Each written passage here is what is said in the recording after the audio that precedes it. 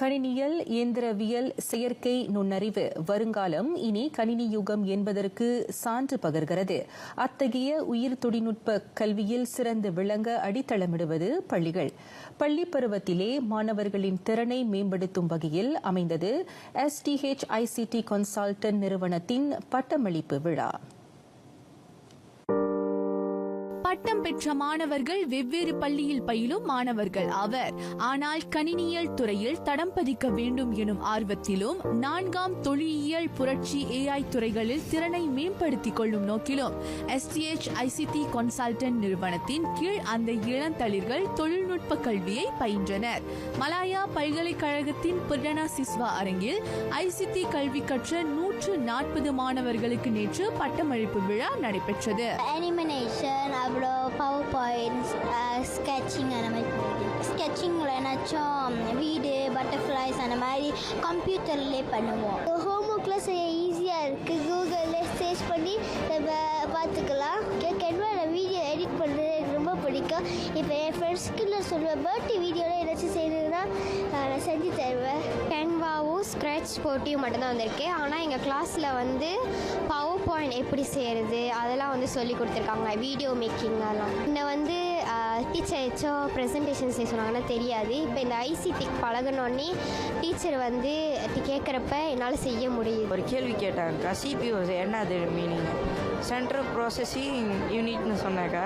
So எனக்கு வாழ்த்துக்கள் கொடுத்தாங்கக்கா. நான் ICTயில் கற்றுக்கிட்டு தான் அது தெரிஞ்சுக்கேங்க. பவர் பாயிண்ட் எப்படி செய்கிறது, கேம்ஸ், ஸ்டடீஸ் அதெல்லாம் எப்படி செய்கிறதுன்னு கற்றுக்கிட்டோம். இப்போ சயின்ஸ் பாடத்துக்கு இது என்னன்னு கேட்டாங்கன்னா அதுக்கு எழுதுவோம்.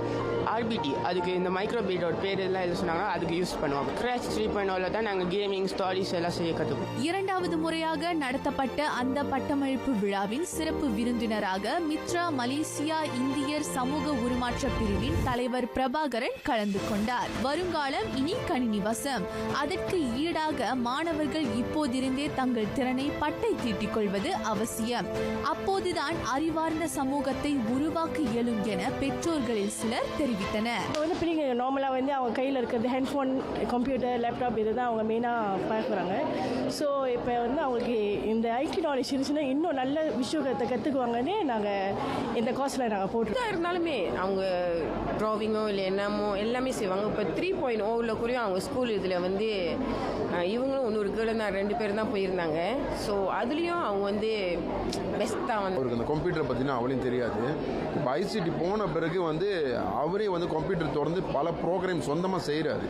அப்போ நான் பார்த்தேன் இவர்கிட்ட நிறைய மாற்றம் இருக்குன்னு. அப்போ அது புதுசாக கண்டினியூவாக போட ஆரம்பிச்சுன்னு அவர் படிப்பு வருது, நல்லா படிக்கிறாரு. அதுக்கே அதே நேரத்தில் கம்ப்யூட்டரில் நிறைய ப்ரோக்ராம் சொந்தமாக செய்ய ஆரம்பிச்சார். ஸோ அதனால் புதுசாக கண்டினியூவாக அவரை போட்டுக்கிட்டு இருக்காங்க. முன்ன ஒன்றுமே தெரியாது. இப்போ அவர் கம்ப்யூட்டர் தெரிஞ்சதுனால அவர் ஸ்லைட் ஷோ செய்வார்.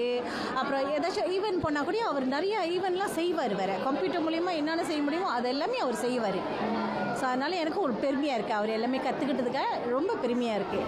ஒரு காலத்தில் பள்ளி பாடங்கள் எல்லாவற்றிலும் தேர்ச்சி பெறுவது மட்டுமே முக்கியமாக இருந்தது. மாணவர்களின் அறிவாற்றலை மதிப்பிட தேர்ச்சி மட்டும் போதாது என்பதை இன்றைய கணினி யுகம் மெய்ப்பிக்கிறது. எந்திரவியல், AI முதலிய துறைகளால் ஏற்படவிருக்கும் மாற்றங்களை சமாளிக்கவும் அனைத்துலக ரீதியில் இந்திய மாணவர்களுக்கு ஒளிமயமான எதிர்காலத்தை உருவாக்கவும் STH ICT கன்சல்டன்டின் திறன் நுட்ப கல்வி விளங்குகிறது என்றால் அது மிகையல்ல.